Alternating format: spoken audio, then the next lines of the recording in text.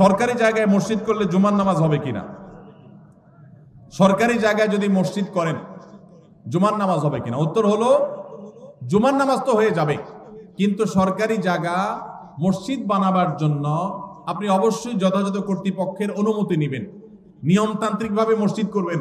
মসজিদ আল্লাহর ঘর, সেটা এই জন্য যেখানে সেখানে করবেন। সরকারি জায়গা পাইলেন আর মসজিদ একটা বানায় দিলেন, আদৌ দরকার আছে কিনা সেটার কোনো বিবেচনা নাই, এটা করা উচিত না। তবে এটা ঠিক, মুসলিম প্রধান দেশে মুসলমানদের নামাজ পড়ার জন্য একটা সরকারি বিরাট বড় এরিয়া আছে, সেখানে অনেক মুসলমান বসবাস করে, সেখানে নামাজ পড়ার জায়গা করে দেওয়া সেখানকার কর্তব্য ব্যক্তিদের কর্তব্য, তাদের কাছে সেটা আদায় করতে হবে। কিন্তু তাই বলে আপনি চাইলেন আর খেয়াল খুশি মতো যেখানে সেখানে মসজিদ করে নিলেন, এটা করা যাবে না।